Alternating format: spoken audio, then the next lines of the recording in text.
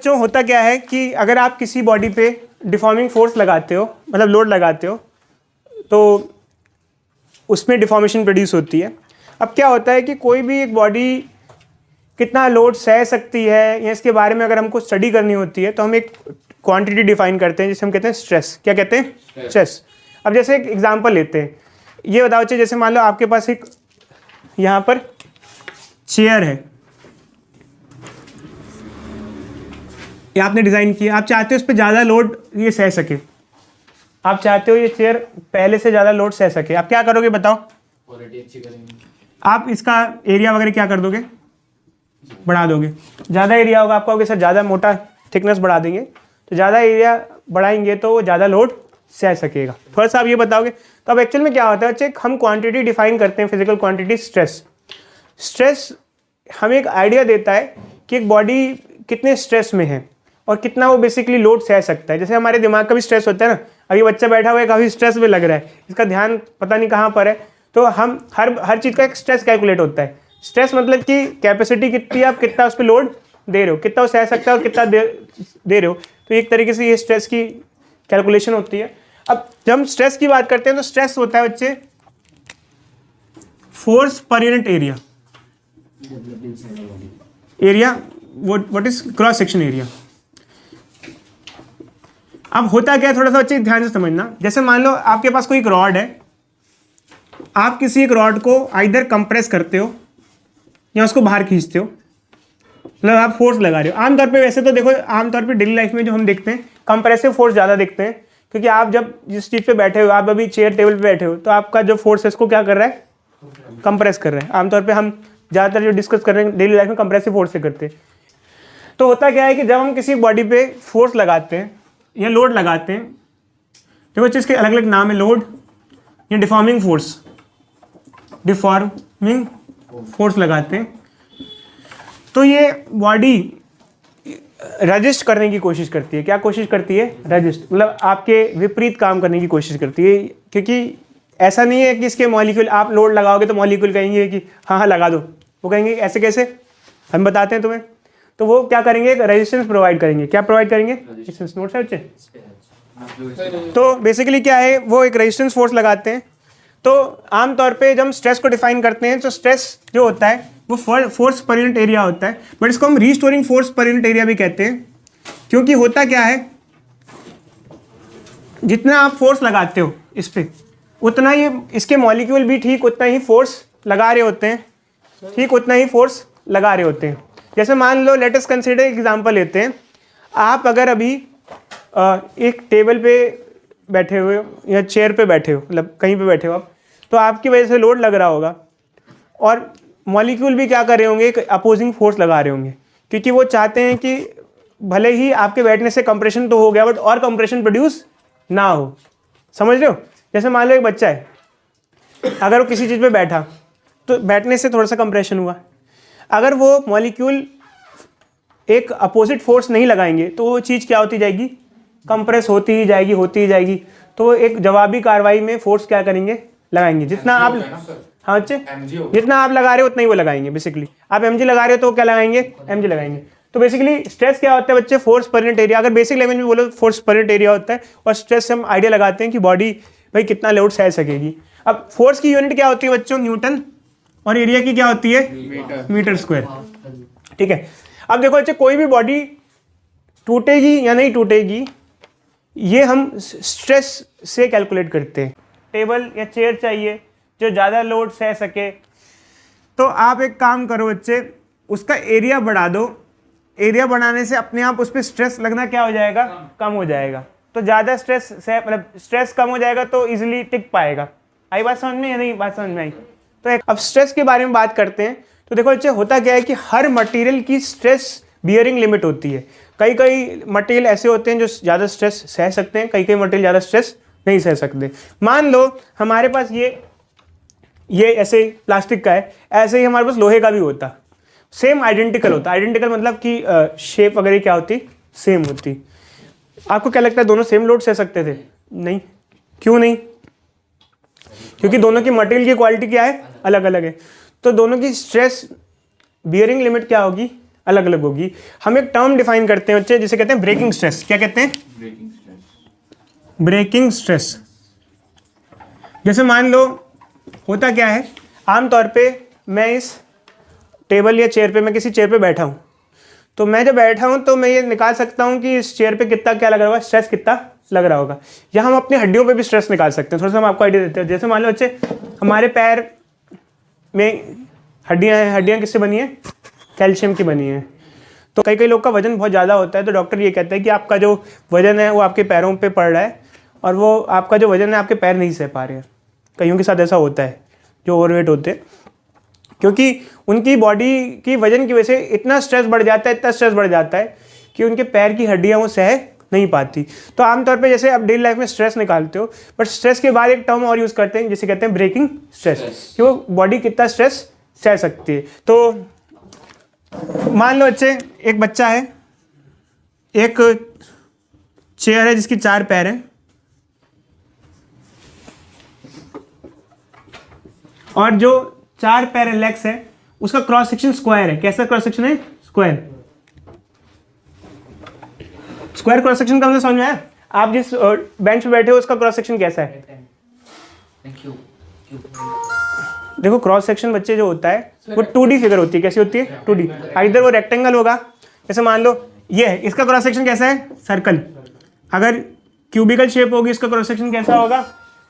Square. Square cuboidal का rectangle होगा।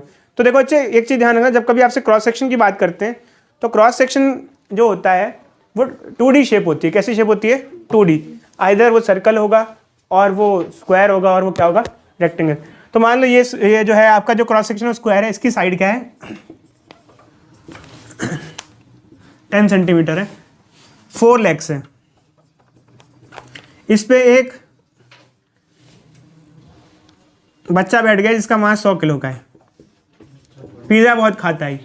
बताओ कितना स्ट्रेस अप्लाई होगा ईच लेग पे।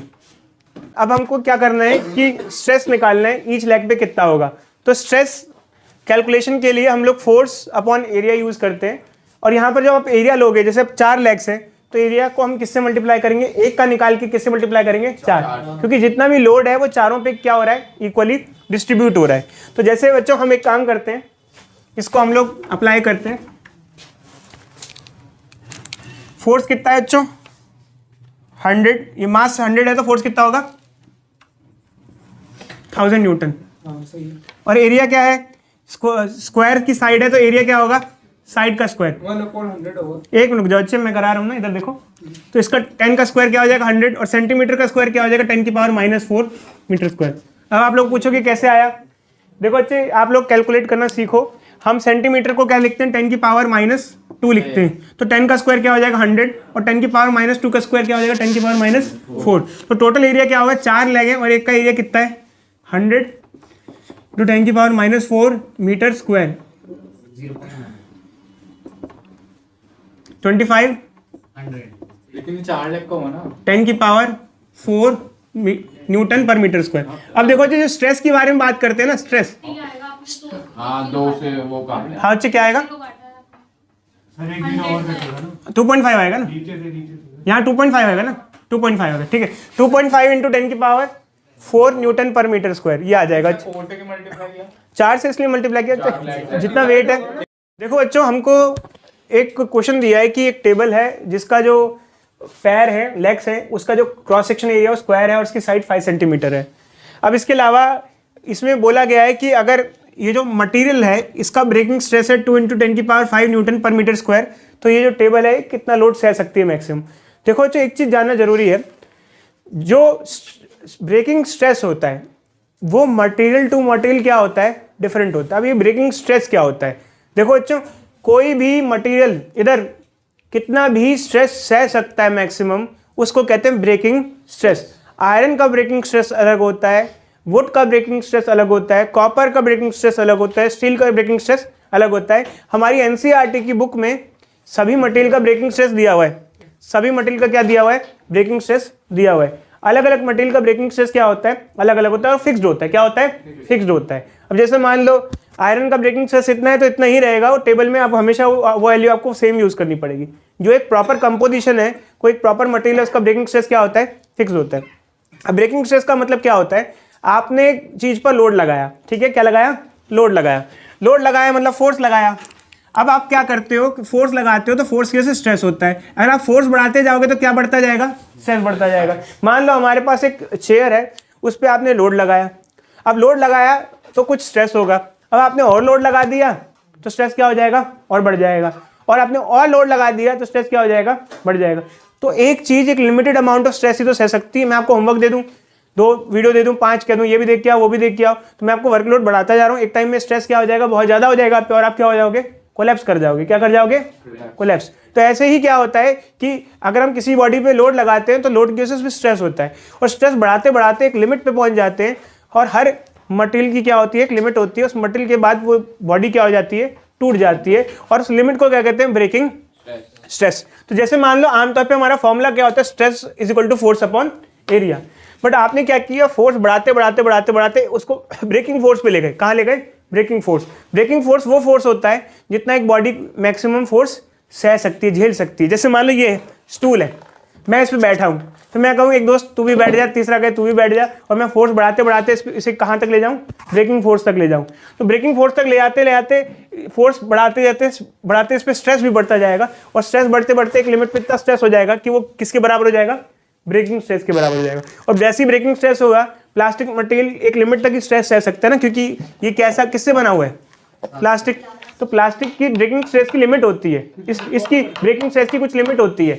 अब इसकी ब्रेकिंग स्ट्रेस की कुछ लिमिट होगी, और अगर आपने क्या किया कि ब्रेकिंग स्ट्रेस से ज़्यादा अगर आप और लोड लगा दोगे तो वो क्या हो जाएगा, टूट जाएगा, और इवन ब्रेकिंग स्ट्रेस पे ही टूट जाएगा। तो जैसे मान लो अब हमारे पास ये क्वेश्चन दिया हुआ है, इस पे बच्चे ये दिया हुआ है, और हमको इस मटेरियल का, क्योंकि ब्रेकिंग स्ट्रेस हमेशा किसका होता है, मटेरियल का होता है, वो किसी भी कॉन्फ़िगरेशन डिपेंडेंट नहीं होता। किस पे डिपेंडेंट नहीं होता, कॉन्फ़िगरेशन डिपेंडेंट नहीं होता। वो क्या होता है, मटेरियल डिपेंडेंट होता है। क्या होता है, मटेरियल। आई बात समझ में। आपको कोई चीज़ ऐसी बनानी है कि वो ज़्यादा लोड सह सके, तो आप उसका मटेरियल ही चेंज कर दोगे।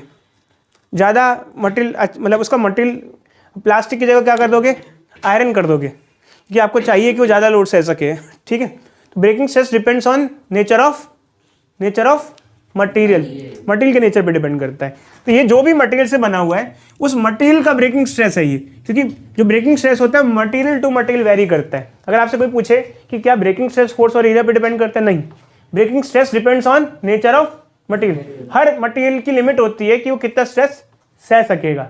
अगर उससे ज़्यादा आप उस पर फोर्स और स्ट्रेस लगाओगे तो स्ट्रेस नहीं सह सकेगा। तो अब जैसे मान लीजिए टेबल है, जिस भी मटेरियल से बनी होगी इसका कुछ ब्रेकिंग स्ट्रेस होगा। जब आप ब्रेकिंग स्ट्रेस जितना स्ट्रेस लगा दोगे तो आप मतलब पूरी लिमिट क्रॉस कर चुके हो, मतलब आपने मैक्सिमम फोर्स लगा दी है। ब्रेकिंग फोर्स या मैक्सिमम फोर्स ही क्या होगा, ब्रेकिंग फोर्स। मैक्सिमम फोर्स वो फोर्स हुआ जो जितना हो मैक्सिमम सह सकता है, जिसके बाद वो क्या हो जाएगा, ब्रेक हो जाएगा। तो आपको क्या पूछा हुआ है इस क्वेश्चन में, मैक्सिमम लोड या ब्रेकिंग फोर्स निकालना है, मैक्सिमम लोड निकालना है। और एरिया क्या है बच्चों, साइड क्या है 5 सेंटीमीटर, तो एरिया क्या हो जाएगा, साइड का स्क्वायर, क्योंकि शेप कैसी है, स्क्वायर शेप है। तो 5 का स्क्वायर क्या हो जाएगा 25, सेंटीमीटर का स्क्वायर क्या हो जाएगा 10 की पावर -1। अब ऐसे 4 लेंगे तो क्या हो जाएगा 4, 25 इंटू 10 की पावर -4। और बच्चे आप बाकी से कैलकुलेट कर लेना तो आपके पास मैक्सिमम लोड आ जाएगा। तो इतना मैक्सिमम लोड वो सह सकता है। अब वैल्यू जो भी आई हो, इधर देखो बच्चे, अब वैल्यू जो भी आई हो इससे मेरा कोई मतलब नहीं है, बट आप लोग कैलकुलेशन कर लेना, ठीक है बच्चों। हमको एक क्वेश्चन दिया हुआ है कि एक रॉड है, और वो रॉड है वो उसकी हम मैक्सिमम कितनी लेंथ रखें ताकि वो अपनी वजन की मतलब मैक्सिमम कितनी लेंथ रख सकते हैं ताकि वो अपने वेट की वजह से ना टूटे। अब अगर कोई एक रॉड है वो अपनी वेट की वजह से टूट रही है तो उसमें कॉन्सेप्ट क्या शामिल है। देखो बच्चे होता क्या है, जैसे एक रॉड है, अब ये रॉड है, इसमें आप किसी भी पॉइंट पे कंसिडर करो तो इस रॉड ने के पार्टिकल्स ने अपना वेट होल्ड कर रखा है। क्या कर रखा है, अपना वेट होल्ड। जैसे मान लो 3 बच्चे, ये लटक रहा है और ये लटक रहा है। अब इस बच्चे ने क्या किया, इन दोनों का वेट क्या कर रखा है, होल्ड कर रखा है। इस बच्चे ने क्या किया है, इसका वेट होल्ड कर रखा है। तो जैसे मान लो कोई भी एक पॉइंट कंसिडर करो, यहाँ इस वाले पॉइंट ने कितना वेट उठा रखा होगा, नीचे वाले का, अपने नीचे वाले का, इसने अपने नीचे वाले का उठा रखा है, इसने दोनों का उठा रखा है। इस पॉइंट ने क्या कितना वेट उठा रखा होगा, इतने का। सबसे ज़्यादा लोड किसने उठा रखा है, टॉप पॉइंट पे। जैसे मान लो एक रॉड है, अगर ये रॉड अपने वजन की वजह से टूटी तो सबसे ज़्यादा टूटने के चांस कहाँ से बनते हैं? ऊपर से बनते हैं, क्योंकि इस पॉइंट ने सारा लोड क्या कर रखा है? उठा रखा है। अब क्वेश्चन भाई कई बार बच्चे पूछते हैं सर ये अपनी वजन कैसे टूटेगी, क्यों? देखो यार, इस पॉइंट ने वेट उठा रखा है और इस पॉइंट की भी कुछ वेट उठाने की क्या है? एक लिमिट है, कैपेसिटी है। अब मान लो ये बच्चा है, इसने इन दोनों को पकड़ रखा है, इस बच्चे की भी होल्डिंग कैपेसिटी है भाई, कितना वो लोड उठा सकता है? 2-4 और लग जाए तो नहीं उठा पाएगा, छूट जाएगा।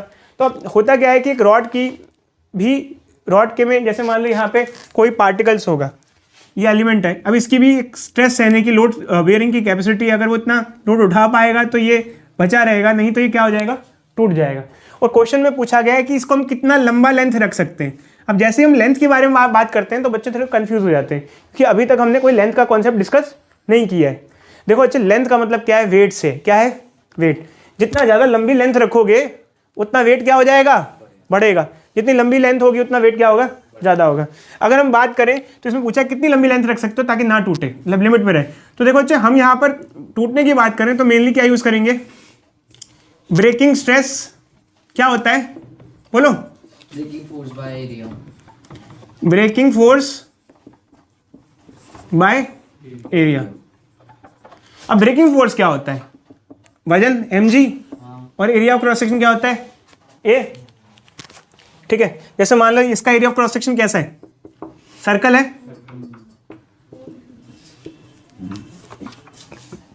ठीक है। मास को क्या लिख सकते हैं बच्चों? Density into volume. कैसे? डेंसिटी क्या होता है? Mass by volume. तो मास को क्या लिख सकते हैं? Density into volume. इधर देखो बच्चों बोर्ड पे, इधर। अब देखो बच्चों, यहां पर हम वॉल्यूम की बात करते हैं तो जैसे इसकी ये जो पूरा शेप है, ये सिलेंड्रिकल शेप है, इसकी वॉल्यूम क्या है? Pi r square h a pi r square l, जैसे मान लो।